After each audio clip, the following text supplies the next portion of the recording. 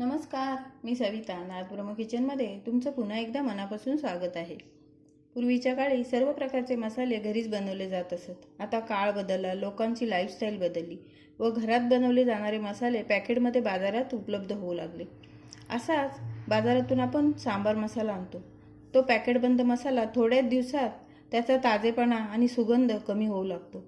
म्हणून आपण घरातच सांबार मसाला तयार करू शकतो.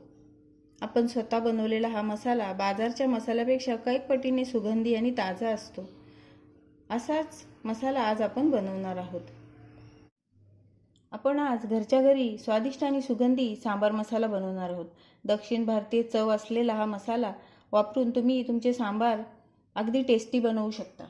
दक्षिण भारतात वेगवेगळ्या प्रकारे सांबार मसाला बनवला जातो. केरळ सांबार मसाला, तामिळ सांबार मसाला, ब्राह्मी सांबार मसाला, उडुपी सांबार मसाला असे खूप वेगवेगळे सांबार मसाले थोड्याफार फरकाने तेच मसाले वापरून तयार केले जातात. असा हा दक्षिण भारताची ओळख असलेला सांबार मसाला आता सर्व स्वयंपाकघरात प्रिय झालेला आहे. सांबार बनवण्यासाठी मी इथे पाव वाटी तूर डाळ घेतलेली आहे, अर्धी वाटी चणा डाळ घेतलेली आहे, अर्धी वाटी उडीद डाळ घेतलेली आहे, 1 वाटी धणे, 1 वाटी कढीपत्ता आहे, पाव वाटी तांदूळ आहेत आणि मसाल्यांमध्ये हे घरगुती वापरातलं लाल तिखट घेतलेलं आहे 2 चमचे. कारण मी इथे मिरची वापरणार नाही म्हणून मी हे तिखट घेतलेलं आहे. आणि हा हिंग आहे, हा खड्या हिंग आहे, त्यातला एक छोटा तुकडा मी घेतलेला आहे. 1 चमचा हळद, 1 चमचा तीळ, अर्धा चमचा राई घेतलेली आहे, 1 चमचा जिरं, अर्धा चमचा मेथी आहे, 1 चमचा काळी मिरी आहे आणि मी थोडं खोबरंसुद्धा वापरणार आहे. त्यासाठी मी ते हे डेसिकेटेड कोकोनट घेतलेलं आहे 1 चमचा. सर्व घेतलेल्या वस्तू छान भाजून घेऊया. सर्व खमंग भाजून घेण्यासाठी मी इथे एक पॅन ठेवलेला आहे. आपण ही चणा डाळ टाकून घेऊया.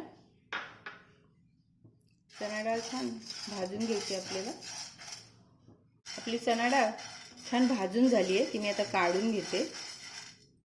ही तूर डाळ आणि उडीद डाळ दोन्हीही छान खमंग भाजून घेऊया.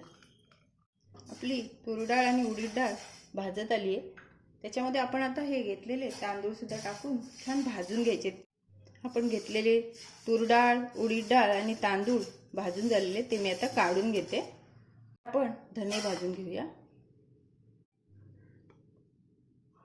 आपले धणे छान भाजून झाले, आता मी ते काढून घेते.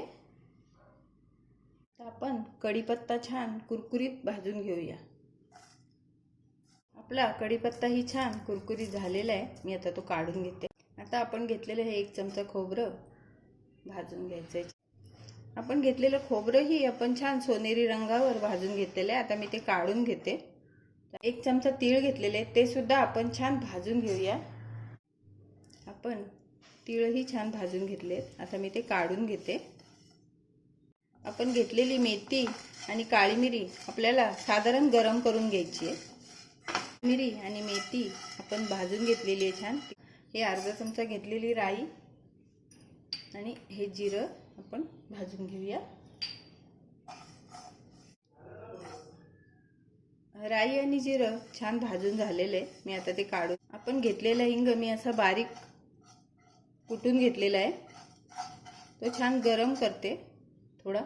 आणि आता मी गॅस बंद केलेला आहे. पॅन गरम आहे, त्याच्यावरतीच मी हे तिखट घेतलेलं ते सुद्धा थोडं गरम करून घेते. हळद सुद्धा त्याच्यामध्ये टाकून, हळद टाकून हे छान गरम करून, हे छान गरम झाले, मी आता हे काढून घेते. आपण घेतलेल्या सर्व वस्तू छान भाजून झालेल्या आहेत. आता त्या थंड झाल्या की मी त्या मिक्सरमध्ये फिरवून तुम्हाला दाखवते.